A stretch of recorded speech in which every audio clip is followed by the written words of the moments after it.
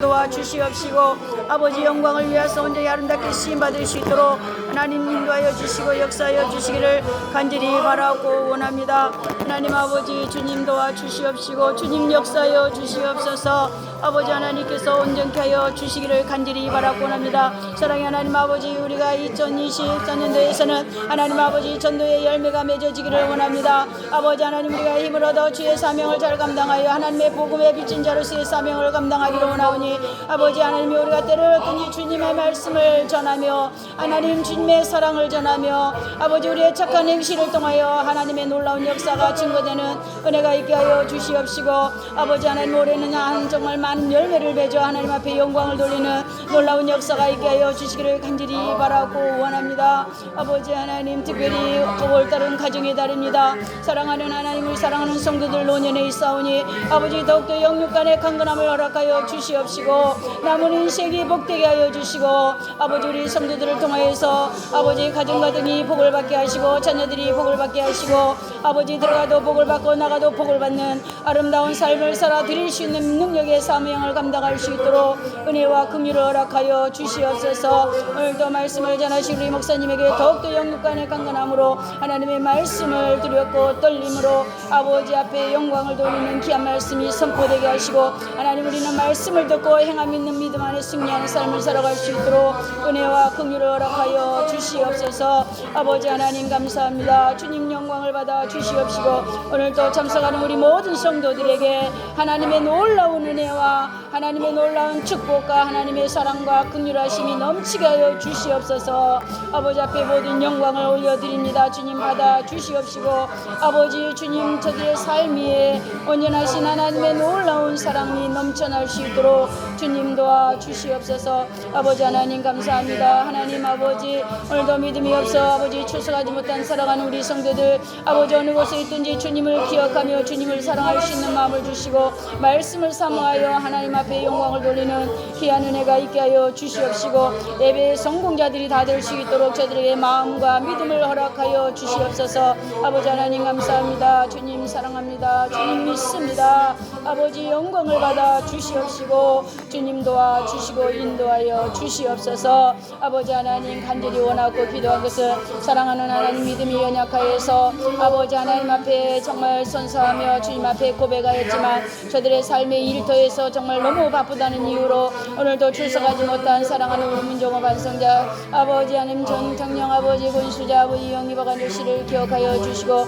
아버지 우리 김종민 지사님을 기억하여 주시고 우리 노영한 아버지 선생님을 기억하여 주시옵시고 주님, 저들에게 믿음과 은혜가 충만할 수 있도록 복의 복을 내려 주시옵시고 아버지 2024년도에는 하나님이 예비하시는 하나님의 은혜가 저들의 가정에 온전히 맺어질 수 있도록 주님 도와 주시옵소서. 아버지 하나님 감사합니다. 하나님 아버지 기독교 연합회 61개 교회를 하나님 지켜주시고 아버지 함양군이 더욱더 복음으로 아버지 정말 승리하며 살아갈 수 있도록 하나님께서 역사하여 주시고 인도하여 주시옵시고 아버지 교회가 더욱더 부흥되게 하시고 교회가 하나님이여 정말 이단에 빠지지 않게 하여 주시고 오직 하나님의 영광을 위하여 쓰임받기에 부족함이 없도록 하나님 목회자 많은 성도들이 마음과 생각과 성품이 주님과 온전히 맺어질 수 있도록 주님 도와 주시옵소서.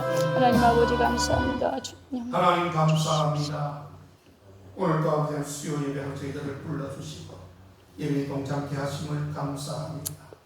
그저가는 심령 되지 않게 하시고 정신을 똑바로 차리고 말씀에 집중하게 도와주시고 믿음과 신앙으로 승리하는 복된 시간 주님 영광 받으시는 복된 시간 되게 하여 주옵소서. 아멘. 예수님의 이름으로 기도하옵나이다. 아멘.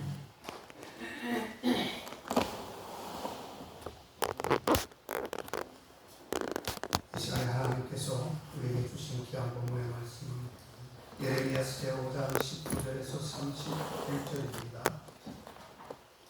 페이지 수로 1058쪽에 있습니다.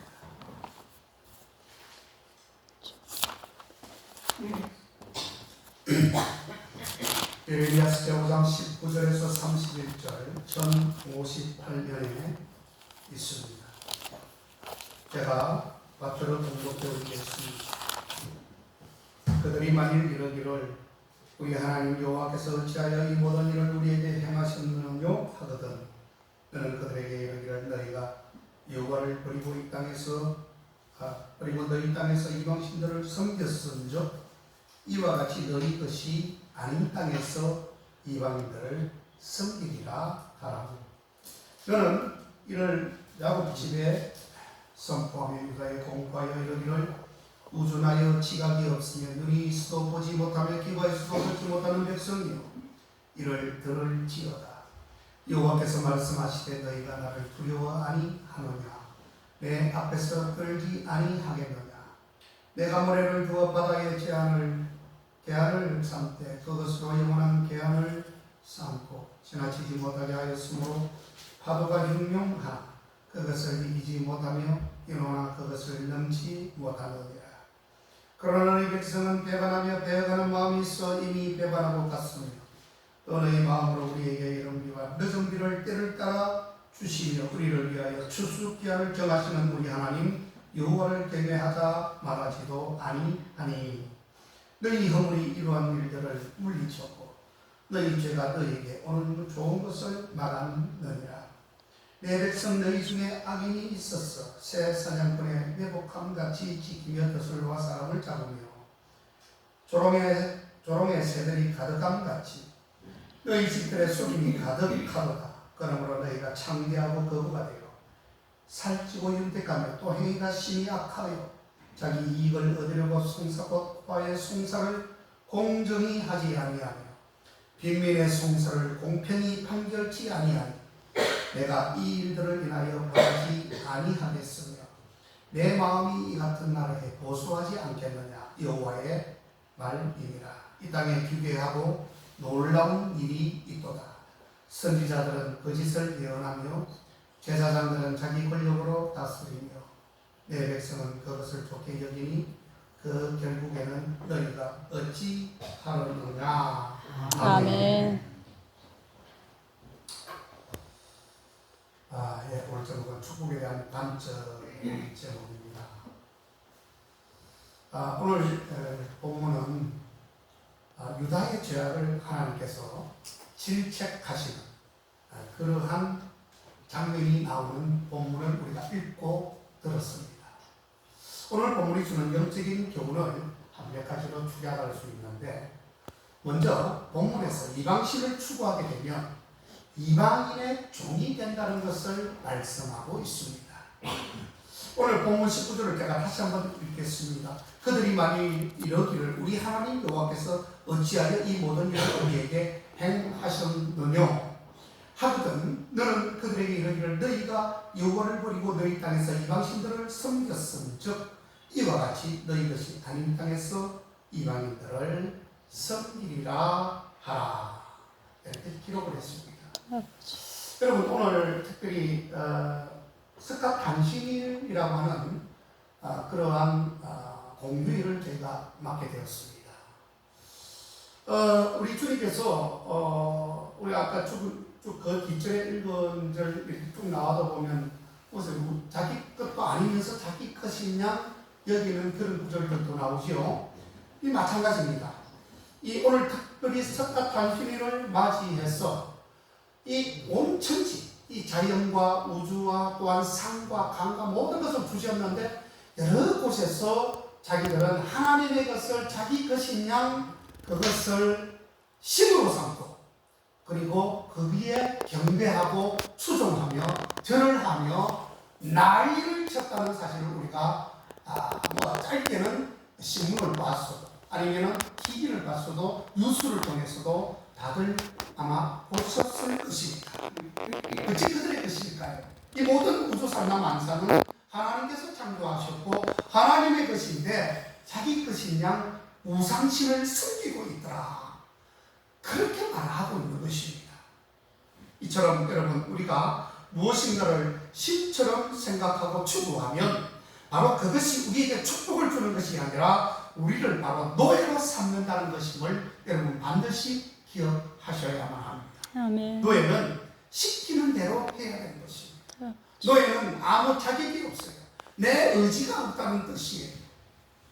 노예라는 것은 다른 말로 의역을 하면 바로 맹종한다는 뜻입니다. 맹종은 그냥 믿는 정도가 아니라 덮어놓고 믿는다는 것이에요. 아무것도 생각하지 않고 맹종이라고 합니다. 바로 그러한 사람들이 그러한 또 자기 휘하에 있는 사람들을 자기 수중에 집어넣고 신으로 둔갑시켜서 나를 믿어라, 아니면 저 불상을 믿어라. 그 TV에 보니까 이 불상, 이 석가모니불을 해가지고 조그마한 그 동자선 같은 동상을, 그 금상인가 뭐 하여튼 동상을 세워놓고 거기다가 이 쪽을 떠가서 물을 떠가지고 쭉 이렇게 붓더라고요. 거기다가 물을 쭉쭉 붓는데 그게 아마 축복에 대한 어떤, 우리 오늘 제목처럼 축복에 대한 그런 것을 비는 그런 행위다라고 그렇게 우리는 알고 있잖아요. 그죠? 그러니까 이게 말이 안 되는 것이에요. 우리가 또 다른 이제 부분을 얘기한다면, 돈을 우리가 신으로 삼아 섬기면 우리가 돈의 노예가 된다는 말을 많이 하지요. 돈은 다스릴 수 있는 물질이지 돈의 노예가 돼서는 안 된다는 것을 반드시 말씀하고 있습니다. 그렇죠? 자, 이 말은 돈을 벌기 위해서 우리가 땀을 흘리고 노력하는 것을 그만두고 그냥 가만히 있으라, 그런 뜻이 아니에요. 다시 말하면 돈을 벌려는 노력이 너무나도 지나치게 되면 그것이 바로 문제가 일어날 수는 있지만 그것 자체가 돈을 신으로 삼는 그런 삼아서 섬기는 자세는 아니다, 그렇게 말을 할 수 있겠지요. 자, 그런데 돈을 신으로 삼아 섬긴다는 그런 말은 무엇을 말하는 것일까? 보통 사람은 신을 무엇이든지 할 수 있는 존재로 그렇게 여깁니다. 그렇죠? 뭐 신이라 그러면 굉장한 능력, 정말 쉽게 말하면 하나님을 믿지 않는 사람들도 대단한 능력을 가지고 모든 것을 할 수 있다고 그렇게 존재 가치를 부여합니다. 자, 그러므로 돈을 신으로 삼아 섬긴다는 그 말은 돈이면 무엇이든지 할 수 있다라고 생각하는 것을 의미하는 것입니다. 그게 만몬주의라고 하는 것이죠. 돈이면 다 할 수 있는데 못하는 거 있죠. 생명을 못 살려요. 옛날에 정주영 회장이 죽을 때 몇 번 제가 말씀을 드렸지만, 내 목숨을 살리면 내 전번에 재산을 주겠다, 다 이루었어요. 하지만 늙은 74살에 아이도 놓고 80대 가지고도 아이를 놓고 구천을 받아가지고 그렇게 했지만 자기 생명은 구원하지 못했습니다. 아버지. 그렇죠? 바로 그거예요. 돈을 신으로 삼아 섬긴다는 말은 돈이면 무엇이든지 할 수 있다고 생각을 하는 것입니다. 부처를 신으로 섬긴다고 하고 또 그 부처 앞에 가가지고 절을 하고 물을 붓고 정화수를 붓고 이런 것들은 그 부처가 무엇이든지 할 수 있다는 것을 믿기 때문에 그 앞에 나아가는 것이에요. 어리석은 생각이죠. 자, 이 세상에는 수만 가지의 신이 있습니다. 각자 믿는 신이 다 다르겠지만 그 신을 추종하는 사람들은 거기에 대한 믿음이 있는 것이에요. 그런데 우리가 볼 때는 너무나도 안타깝지 않습니까? 우리 기독교에서는 천지를 창조하고 사람을 만들고 이렇게 모든 것을 이루었다는 종교는 기독교 하나밖에 없다는 것을 우리가 알아야 된다는 뜻입니다. 아멘. 어쨌든 돈을 신으로 삼아 섬기면 돈이 우리를 축복하는 것이 아니라 우리를 노예로 삼아가지고 우리를 어리석게 만들어버립니다. 둔하게 만들어버립니다. 자, 돈 위에 서서 떳떳하게 혈의를 펴고 돈을 벌면 축복이지만 돈 아래에다가 거기서 돈에 굽실거리면서 그게 불종적인 모습으로 우리가 보여진다면 이것은 축복이 아니라 돈에 대한 완전 노예가 되는 것이고 저주로 끝이 나게 될 것입니다. 우리는 큰 꿈을 가지고 인생을 책임있게 살 줄 알아야 되는 것입니다. 나만을 위해서 살아도 안 되고, 그렇죠? 오늘만을 위해서도 살아서도 안 되는 것이 바로 우리가 금전적인 부분이고 우리의 생애가 되는 것입니다. 복 받는 자로 끝나지 말고 복의 근원이 되어야 됩니다. 아멘. 아브라함은 복의 근원이 되었잖아요. 그래, 복의 근원이라는 것은 복을 누구든지 나누어 줄 수 있는, 섬길 수 있는 그런 축복을 받았다. 그런 사람이 복의 근원이다, 이렇게 할 수 있는 거죠. 그래서 내가 받기보다는 줄 아는 그런 게 바로 복의 근원에 가까운 사람인 것입니다. 아버지. 보다 많은 사람들에게 복을 주기 위해서 살아가는 그러한 사람, 바로 우리가 복의 근원이 되어야 돼요. 아멘. 특히 신앙인들은 우리가 웬만하면 사치를 부려서는 안 됩니다. 사치를 부려서는 안 돼요. 남을 위해서는 조금 적게 사용하고 남을 위해서는 좀 많이 사용할 수도 있어야 되는 것입니다. 아버지. 그렇죠. 이웃을 위해서는 인생에서는 안 됩니다. 나보다 가난하고 나보다 불쌍한 사람들, 어렵게 사는 사람들을 위해서는 좀 후하고. 그래서 회사에 들어가서는 하후, 상박이라고 하는 말이 있습니다. 밑에 사람에게는 후하게 해주고 윗사람에게는 좀 박하게 한다. 그런 말을 하후 상박이라고 그러죠. 그런 관념 속에서 기업이 돌아갈 때에 그 기업이 성공한다라고 그렇게 말을 하게 되는 것입니다. 자, 예를 들어서 어떤 잔치를 위해서 1,000만 원을 사용하는 것을 과감하게 줄여서 하나님과 이웃을 위해서 그것을 쓸 때에 그 일부를 믿음의 정도에 따라 사용하게 된다면 그 사람은 대단한 하나님의 사람이 될 수 있습니다. 그렇죠? 주님이 참 기뻐하실 것이다. 저는 그렇게 생각이 듭니다. 아멘. 하나님이 또 그렇게 말씀을 하셨고요.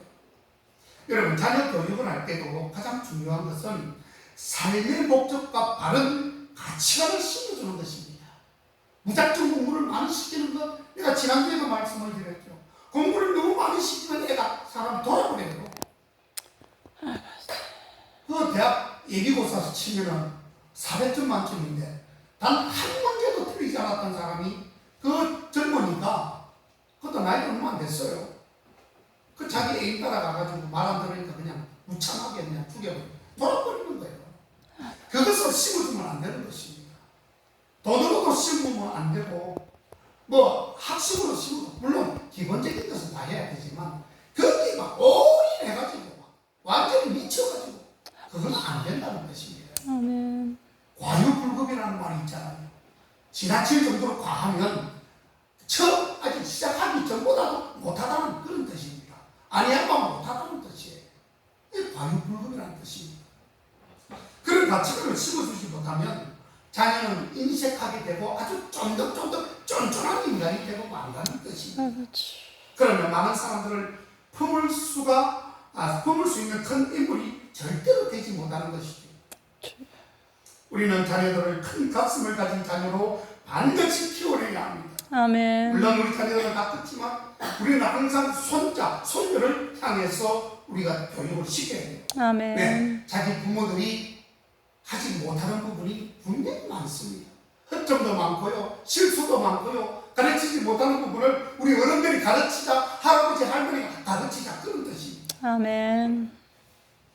그것을 위해서는 우리가 헌신하는 삶을 살아야 된다, 실천해야 된다, 그렇게 말을 하는 것이지. 아멘. 자녀들은 그런 부모의 헌신을 보고 큰 가슴과 큰 꿈을 가진 자녀로 반드시 자라나게 될 것입니다. 아멘. 성도는 항상 성실하고 진지한 자세를 가지고 살기를 힘을 써야 되는 것입니다. 과장한 자세, 그 자세와 생각내는 자세는 사람을 돋보이게 하는 것이 아니라 오히려 불성실하게 보이게 될 뿐인 것입니다. 여러분, 과장이 심하게 되면 내실이 별로 없지요. 우리가 육아나 한과 같은 것을 우리가 사서 먹어보면 그것은 굉장히 화려합니다. 근데 한번 깨물어보면 안에 병통 비어 있어요. 그렇죠. 그래서 요즘은 포장도 과자가 얼마나 양이 작아가지고 이제 사회적으로 문제가 되잖아요. 너무 비싸고 양은 줄어들어 버립니다. 그러니까 이 사람들이 그 모양을 좀 화려하고 크게 보이게 하기 위해서는 어떻게 하죠? 거기에다가 산소를 집어넣어 버립니다. 그럼 어떻게 되죠? 안에 양이 손톱, 요거 주먹도 안 돼요. 근데 이만큼 커져가지고 봉지가. 그럼 어떻게 되죠? 사람들은 벌써 크니까 그게 혹하는 것입니다. 과장이 너무 심한 것이죠. 적당하게 공기를 넣어야 되는데 빵빵하게 탁 터지면 빵 터질 정도로 그렇게 크게 보여서 사람의 마음을 유혹하는 겁니다. 그리고 시각도 유혹하는 것이죠. 그래서 과장이 심하면 여러분 내실이 없는 그런 사람처럼 밖에 보여질 수밖에 없다는 뜻입니다. 내실이 있는 사람은 구태여 여러분 과장하지 않습니다. 과장하려고 생각도 하지 않아요. 그래서 진짜 부자는 오히려 겸손한 모습, 검소한 모습을 보이는 경우가 굉장히 많이 있습니다. 진짜 부자는요, 옷도 허름하게 입습니다. 차도 좋은 거 타지 않아요. 여기 우리 동네에 김 회장님도 보니까 돈이 많잖아요. 여기저기 뭐 사업체가 엄청 많더라고요. 그래서 그분은 차를 뭐 타고 다닙니까? 그냥 보통 일반 차예요. 상급중에 들어가는 코난가 뭔가 그 차를 타고 다니는 거예요. 검소해요. 예? 사치하지 않더라고요. 왜요? 자기가 어렸을 때부터 너무나도 자수성가했다는 그 측면에서 너무 고생을 많이 하고, 그러면 이제는 떵떵거리면서 살 수 있잖아요. 맛있는 것도 날마다 먹고, 차도 외제 뭐 벤츠를 사거나 옷도 잘 입고, 뭐 자기 귀하게 뭐 부하도 두고, 전혀 그런 게 없더라고요. 아, 그래서 저분이 다소 성공을 했구나, 그렇게 생각이 들어지더라고요. 왜? 그거는 자기 노력의 결과입니다. 그렇잖아요. 그만큼 했으니까 그분을 누가 탓하겠습니까? 내가 들어보니까 엄청나게 고생을 했더라고요. 말도 못하게 고생을 했어요. 그런데 그 정도 했으면 이제는 내놓을 만큼 그 자기 자태를 뽐낼 수도 있어야 되는데 그렇지 않아요. 아주 검소하게 사시더라고요. 모르겠습니다. 너무 검소하게 살아서 좀 뭐 이렇게 짠돌이 뭐 이런 소리를 들을지 모르지만 나는 그렇게는 생각을 하지 않습니다. 자, 여러분, 우리는 축복에 대한 관점을 분명하게 이해하고 해석하고 우리가 바라보아야 됩니다. 그거 잘 봐야 돼요.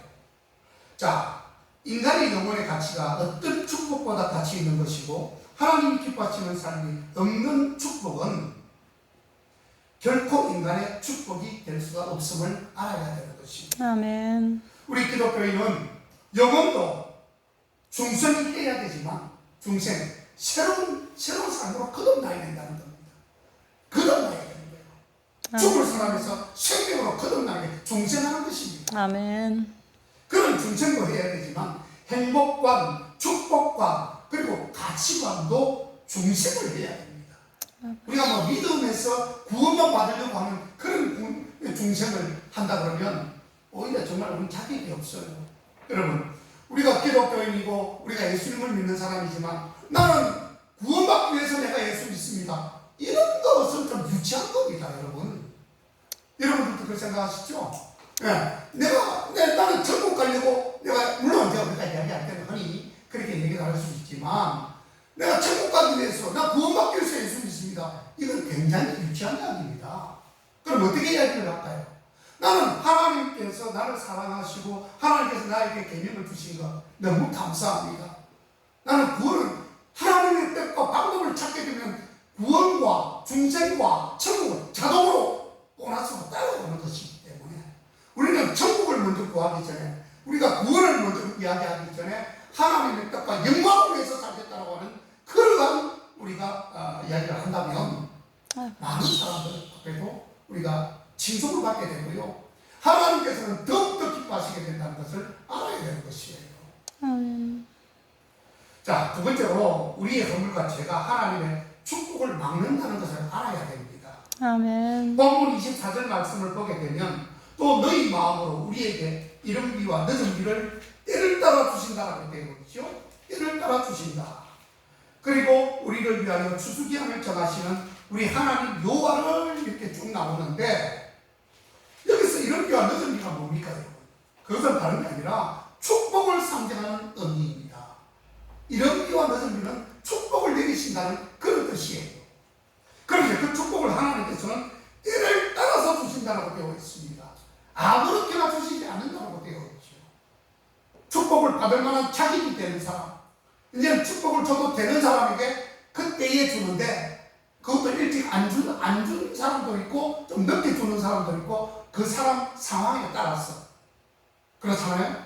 우리 주님은 응답하셔요. 우리가 간절히 주님을 부르짖을 때 응답하십니다. 그런데 어떤 사람은 한 달 뒤에 응답이 되고 어떤 사람은 1년 뒤에 응답이 되고 죽으라고 기도했는데 응답이 안 되는 사람들도 있어요. 그게 왜 그렇죠? 그것은 후회는 안 될 것 같거든요. 내가 너무나 턱없는 축복을 주면 자는 벌써 교회를 떠날 것 같으니까 아예 축복을 안 줘요. 아버지. 그래서 찔끔찔끔 하다가 나중에 다시 회복을 시키는 우리 하나님 것을 볼 수 있는데, 축복의 때도요 다 때가 있다는 사실을 좀 알아야 됩니다. 아멘. 뭐 전도가 돼가지고 목사님이 교회를 하면 복 받는다는, 그거는 우리가 기본적으로 이렇게 해서 이제 교회를 오게끔 이렇게 우리가 하는 거지만, 뭐 교회 목사님 와가지고 뭐 예수 믿으면 축복 받는다 했는데 이거 뭐 되는 꾸라지가 아무것도 없네. 그렇게 하면은 그 사람한테도 잘못되는 것이고, 우리가 그렇게 어렵게 전도해서 오신 그분한테 우리가 어떻게 보면 미안하게 되는 거죠. 그렇잖아요. 축복을 받는다고 했는데 오니까 아무것도 안 돼. 1년 된 게도 없고 2년 된 게도 안 되고. 그러나 주님께서는 가장 적당한 때에 우리 주님께서 주시는 그런 때가 있다는 것을 여러분 아셔야 됩니다. 아멘. 자, 우리가 축복을 생각할 때에 꼭 시간과 함께 생각을 할 수 있어야 돼요. 시간과 함께. 예? 그렇게 시간과 함께 생각하면 현재 무엇을 받고 성공했다고 해서 교만에 빠지거나 또 나태해지지 않고, 또 반대로 현재 무엇을 잃고 실패에 빠졌다고 해서 좌절에 빠지거나 실망하지 않게 되는 것입니다. 아멘. 시간이 아까 때가 있다고 그랬지요. 자, 예를 들어서 학생들이 예비고사 수능 시험의 결과로 인해서 인생의 승패를 속단해서는 안 된다는 뜻입니다. 아멘. 그렇죠. 수능 시험이 아까도 제가 말씀을 드렸지만 한 문제도 안 틀리고 올 100을 다 맞았어. 400문제를 냈는데 400개를 다 맞았어. 근데 그 인생 성공했습니까, 여러분? 실패했잖아요. 그 인생은 결과의 끝을 봐야 하는 것입니다. 아멘. 우리가 똑같이 지금 신앙생활을 하고 있지만 여기서 나보다 설 수 있고요. 대단히 죄송하지만 성공해서 천국까지 입성하는 사람도 분명히 있을 것입니다. 그것은 그때 가봐야 하는 것입니다. 아멘. 지금은 누가 길고 누가 짧고 절대로 말할 관계가 아닙니다. 그래서 우리는 수능 시험 뭐 이런 결과를 해서 애들이 절대로 성공했다. 물론 시험만 따지면 성공이죠. 근데 인생은 실패하잖아요. 수능 시험도 중요하지만 10년 후를 내다볼 수 있는 안목을 길러야 된다는 뜻입니다. 아멘. 안 그래요? 아멘. 우리 인생이 뭐라고 하죠? 항상 이 성적순이 아니다 그러잖아요. 인생은 성적순이 아닙니다. 일자 무식고도 어렵게 공부 하나 못해도요, 나중에 보니까 대기업의 사장이 되고 있어요. 그거 어떻게 설명하시면 돼요? 바로 그거예요. 사람 인생은 아무도 모릅니다. 처음에 잘된 사람이 나중에 망하고요. 망해가지고 절절절절 우리 김 회장님 아까 제가 말씀을 드렸는데, 남이 먹을 게 없어가 남이 hov져 먹다가 들켜가지고 매를 얼마나 얻어받았는지 모른다고 그렇게 고백을 하더라고요. 그 실제거든요. 그렇게 인생 처절하고 불쌍하게 살았던 인간이 인생이 그렇게 성공하는 거 보십시오, 여러분. 누가 그걸 장담합니까? 바둑에 있어 우리가 바둑을 난 바둑을 잘 못 두지만 바둑에 있어서도 수를 멀리 보아야 고수가 승리한다는 것을 알아야 됩니다. 자, 마찬가지로 시간도 멀리 보아야 승리하는 인생이 된다는 것을 알아야 되는 거예요. 이처럼 우리 예수님을 믿는 사람은 죽은 다음의 시간까지 헤아리고 그때까지의 소망을 두고 우리는 살아가야 된다라고 하는 것이에요. 이처럼 영혼을 생각하면 오늘날을 살 때에 비교적 넉넉하게 살 수 있잖아요. 내일 아침에 보면 모레 아침까지 못 본다면 소망이 없잖아요. 모레 아침은 끝이니까. 근데 우리는 저 천국, 아까 저 미래, 우리 주님께서 예비해 주시고 우리에게 허락해 주시는 그 미래까지 바라보면서 그 삶을 살아가는 시간적인 개념을 우리가 잘 알아야 될 필요가 있다. 오래 참는 것이지요. 이해하는 것입니다. 바로 그게 시간적 개념이에요. 하나님께서는 우리를 진정으로 축복하기를 원하시지만 아무 때나 주는 것이 아닙니다, 여러분. 아까도 얘기했지만 우리는 막 안달이 나가지고 무엇을 받기를 원해서 눈물 뿌리고 콧물 뿌리지만 우리 주님께서 축복하는 때가 있다는 것이에요. 절대로 아무 때나 축복하지 않습니다. 여러분, 그런데 때를 따라 주시는 하나님의 축복을 가장 심각하게 막는 것이 있어요. 그게 뭐냐면 오늘 우리가 본문 25절 말씀을 보면 나옵니다. 거기에 보면 너희 허물이 이러한 일들을 물리쳤고, 이러한 일이 뭡니까? 우리 주님께서 얘기하신 일들을 우리가 알면서도 물리쳤다 이거예요. 내버렸다, 내던졌다는 뜻이에요. 그리고 너희 죄가 너희에게 오는 좋은 것을 막아버렸다, 그렇게 말하잖아요. 우리에게 지금 좋은 것을 구해서 오고 있는데 오는 도중에 우리가 다 죄와 죄 때문에, 허물 때문에 우리가 그걸 막아버린다는 뜻입니다. 25절 말씀이 그 말씀이에요. 절대로 이런 우리 여기 계신 분들은 하지 말아야 됩니다. 아멘. 자, 무엇이 하나님의 축복을 막습니까? 바로 허물과 죄가 많기 때문에 그게 막는다는 뜻입니다. 그렇다면 하나님의 축복을 받기 위해서 무엇이 필요할까? 간절하게 필요한 것은 회개가 필요합니다. 아멘. 회개하셔야 돼요. 아멘. 진정한 회개는 하나님의 축복을 받는 제1의 비결인 것을 여러분 아셔야 합니다. 아멘. 하나님의 마음을 움직이고, 하나님께서 아이고 이제 내가 졌다, 하나님께서 이제 내가 해야 되겠네, 안 되겠네, 내가 도저히 내가 저 누굽니까? 야곱이 야복 강가에서 천사와 씨름을 하는데 바짓가랭이를 딱 잡고 나는 못 나서겠다고 기도하겠죠. 그러니까 그 천사가 하는 소리가, 야, 내가 이제 졌다. 내가 네 이름을 내가 야곱이라 하지 아니하고 이스라엘로 내가 명칭하여 너를 부르노라. 이제는 네가 이스라엘이다. 그걸 얘기하는 거예요, 여러분. 아멘. 그게 바로 우리가 진정한 회개가 필요하다는 뜻이, 우리도 아주 절실하게, 아멘. 그게 바로 하나님의 축복을 받는 제1의 비결이다. 그러나 아쉽게도 진정한 회개가 여기저기서 막 터져나와야 되는데 얼마나 아쉬운지 몰라요, 여러분. 자기가 죄가 많고 하나님 앞에 정말 덕죄해서 이게 자기가 잘못을 저지르는 것을 알고도 이게 회개가 안 되는 분들이 있어요. 아버지. 그게 아직이 살아있는 거예요. 고집이 살아있는 것입니다. 안 돼요, 그게. 회개를 하는 것 같으면서도 그 회개에 변명이 붙는 것이에요. 회개에 변명이 붙어요. 순수하게 내가 잘못했습니다, 이제 다시는 그렇지 않겠습니다, 주님 회개합니다 하면 그게 주님께서 받으셔요. 근데 그 회개 속에 잔물이 불려가지고 다른 것들이 붙어버려요. 이물질이 붙어버려요. 순수한 금에다가 이물질을 섞으면 그건 금이 안 되는 거죠. 순금이 안 되는 것입니다. 구심이 많고 설명이 뒤따라 붙어버립니다. 그것은 진정한 회개가 아니에요. 그리고 하나님의 진노가 두려워서 뉘우치는 것도 있습니다.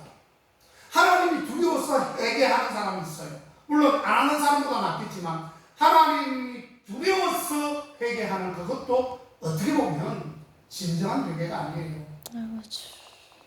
두렵다는 것은 내가 혹 지옥 갈까봐, 구원 못 받을까봐. 우리가 기독교인들이 많이 있지만요, 우리 교회는 그런 사람들이 없지만 다른 교회 나가면 교회를 그냥 억지로 나와요. 그리고 예배를 드리고 후딱 벼락같이 튀어나가요. 근데 안 와도 되는 건데 잠깐 와서 예배 드리고 가는 이유가 뭔 줄 아시죠? 지옥 갈까봐, 천국 못 갈까봐, 두려워서 교회 나오는 거예요. 근데 나왔으면 진정한 예배를 드리고 가야지. 수박 그달기씩 예배를 드리고 바로 뛰쳐나가는 거예요. 그리고 우리 낚시하러 가고 골프 치러 가고 막 땡기는 거예요.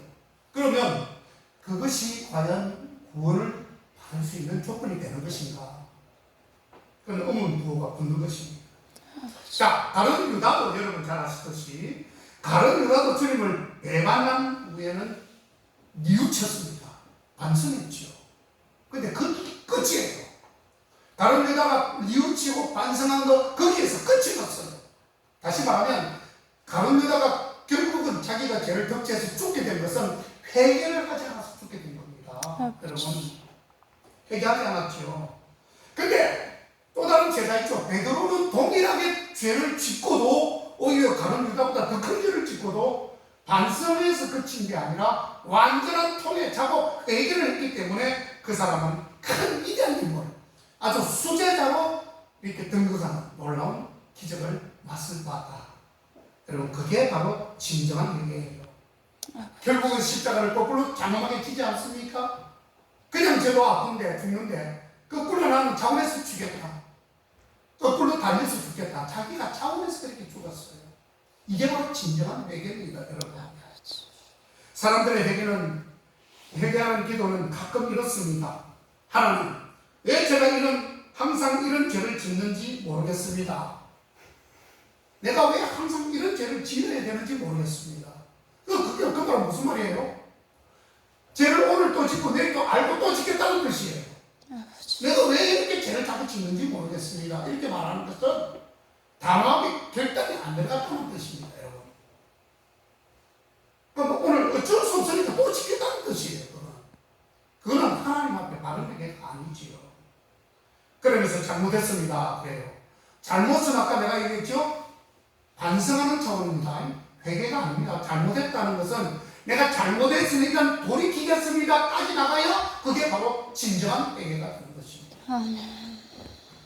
그러나 여러분, 여기서 끝나면 절대로 안 됩니다. 잘못했습니다, 여기서 끝나면 안 되고 선한 삶을 우리가 결단해야 되는 것이고 실천하려고 하는 모습이 반드시 그 속에 들어가야 되는 것입니다. 그래서 제가 늘 말씀을 그렇게 드리죠, 여러분. 제발 말과 혀로만 주님을 사랑하지 말고 제발 오직 행함과 진실함으로 해라고 야고보서 제 1장 8절인가 나오죠? 거기서 나올 겁니다.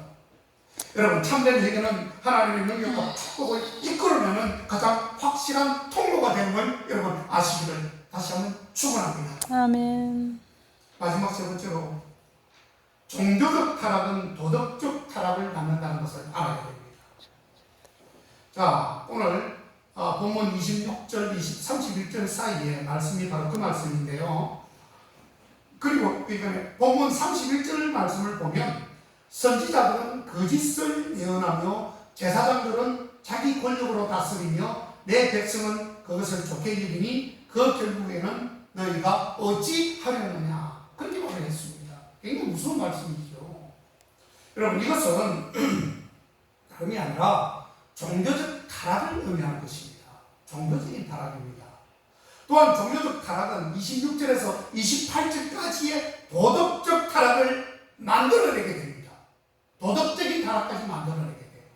종교적 타락이 먼저 이루어지고 도덕적 타락이 야기되는 것이고, 결국 마지막 29절에 나오는 대로 하나님의 징조를 결국 만들게 된다는 것입니다. 결국 가장 심각한 문제는 바로 종교적으로 타락하는 것입니다. 그런데 종교적 타락은 왜 생기는 것입니까? 대개 보면 믿음과 실천의 거리가 너무 멀기 때문에 생긴다는 겁니다. 그냥 다름 아닌 나는 예수 믿는 사람이요 라고만 계속해서 주장하는 사람이 있어요. 나는 교회 다니는 사람입니다 라고 하는데 행위는 완전히 개차반이에요. 믿음과 행함이 다르다는 뜻입니다, 여러분. 그래서 야고보서 기자가 네가 행함이 있느냐? 예, 행함이 있습니다. 그렇다면 네가 행동하라. 야고보서 1장 몇 절에 나오죠? 아하, 이 허탄한 사람아, 네가 믿음이 있다지만 행함이 없는 믿음이 죽은 믿음인 줄 네가 어찌 알고 있느냐? 라고 그렇게 나옵니다, 성경에. 그만큼 믿음도 중요하지만 행함이 없으면 그 자체가 죽은 믿음이라고 얘기하잖아요. 야고보서 기자가, 야고보 제자가. 여러분, 오늘날 많은 사람들이 하나님의 뜻이 과연 무엇일까라고 고민하는 사람이 굉장히 많습니다. 하나님이 나를 향한 뜻과 섭리가 무엇인지, 하나님이 나를 향하여 지금 원하시는 뜻이 무엇인지를 고민하는 사람이 굉장히 많습니다. 그런 사람들은 대개 보면 고민하는 사람들이 제일 많이 짓는 사람이죠. 이래도 못하고 저래도 못하고 하나님 품으로 가자니 세상이 너무 아깝고 세상의 품으로 가자니 또 하나님 믿는다고 했는데 내가 지옥 갈까봐 무섭고. 여러분, 사실 하나님의 뜻은요 굉장히 단순합니다. 어떻게 단순할까요? 알기 어렵지 않아요. 자기의 뜻으로 하나님의 뜻을 변형시키니까 복잡해지는 것입니다. 자기 뜻으로. 사실상 하나님의 뜻을 알려고 고민하는 것보다 더 중요한 것은 하나님의 뜻을 어떻게 하면 실천하면서 살아갈 수 있는가, 그것이 고민이 되어야 되는 것입니다. 아멘. 어떤 분은 시어머니 때문에 고민을 합니다. 인생에 한계가 왔다고 생각을 합니다. 근데 더 이상 못하겠다는 거죠. 다시 말하면 목사님한테 찾아 하소연합니다. 어떤 말을 할까요? 자기가 시부모를 모셔야 되는 것이 당연함에도 불구하고 제가 이 정도 했는데 이것까지 참아야 됩니까? 그게 무슨 당연한 것처럼, 맞는 합리적인 말인 것처럼 그렇게 목사님한테 와서 신앙 상담을 해요. 말도 안 되는 소리 아닙니까? 자기 기준에서 맞지도 않는 거. 여러분, 왜 우리가 하루에 첫 시간을 말씀과 기도를 시작하죠? 우리가 아침에 일어나면 기도하잖아요. 교회 나와서도 기도하고, 못 나오면 집에 무릎 꿇고도 기도하고, 또 마무리할 때 또 기도하잖아요. 주무시기 전에 또 기도하잖아요. 왜 그렇게 하는 것입니까? 하루에 첫 시간을 드리는 삶은 여러분, 믿음과 실천의 거리를 좁히면서 살려고 하는, 그거는 정말 하나님의 사람이 몸부림을 치는 하나님 사람이, 가까운 사람이 그렇게 하는 것이에요. 적어도 아침에 일어나서 기도하면서 무릎 꿇고 기도하고, 뭐 다른 거 하기 전에, 변소 가서 똥 누기 전에 그거 기도부터 하는 거예요. 왜? 먼저가 주님이라고 하셨습니다. 우선순위는, 가장 먼저는 주님이셔요. 그래서 주님을 모시고 기도하고, 또 마지막에 다 일과 다 지내고 잠을 잘 때 또 무릎을 꿇고 기도하잖아요. 이것은 믿음과 실천의 거리를 좁혀주는 역할을 하기 때문에 여러분, 그 행위를 해야 돼요. 아멘. 우리가 믿음의 첫 시간을 드려야 된다는 것입니다. 아멘. 그게 우리의 최소한의 몸부림이 되어야 돼요. 그것도 못한다면 정말 자격이 없어요. 우리 막 그냥 그저 공적인 예배, 이렇게 주일 예배, 뭐 이렇게 뭐 수요 예배, 뭐 자난 예배, 뭐 이렇게 드리는 그것만 가지고도 뭐 충분하다고 생각을 하는 사람들이 있는데, 아니에요. 그러면 거기서 더 업그레이드 시켜야 됩니다. 아멘. 그런 몸부림을 통해서 믿음과 실천의 거리를 더욱더 좁혀감으로 인해서 하나님으로부터 수익받는 그러한 우리 국회 성도님들, 저와 여러분들 다 되시기를 주의 이름으로 축원합니다. 아멘. 기도하겠습니다. 하나님 감사합니다. 아버지. 우리의 눈물과 죄가 주님과 나와의 관계를 가로막는 것임을 깨닫게 하여 주시옵소서. 아멘. 우리가 주님의 귀하신 뜻과 선과 무엇인지를 알아서 말씀에 충실한 삶을 살게 하여 주시옵소서. 아멘. 감사드리며 예수님의 이름으로 기도하옵나이다. 아멘. 찬송가 478장 찬양합니다.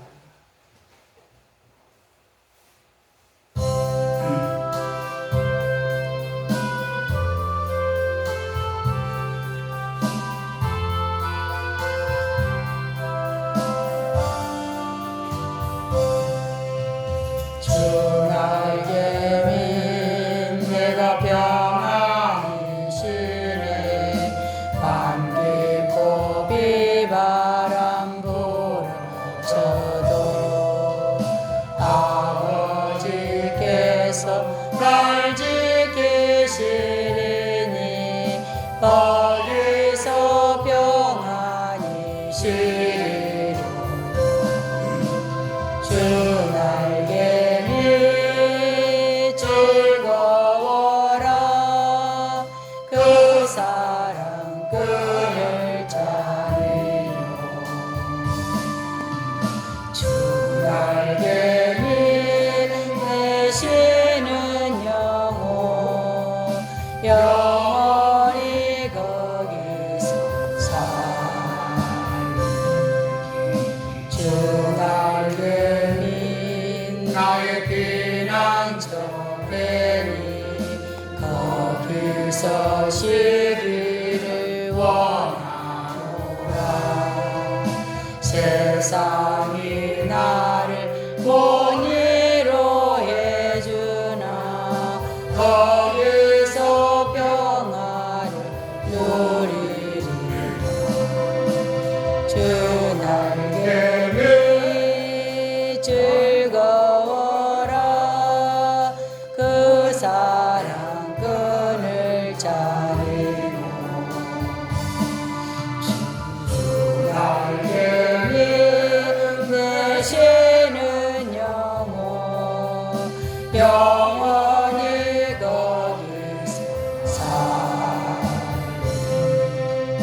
주 날개미 참된 기쁨이 있네 그 넓은 세상 길 가는 동안 나 거기 숨어 돌보심을 받고 영원한 안식을 얻으리라 주 날개미 즐거워라 그 사랑 끈을 자르고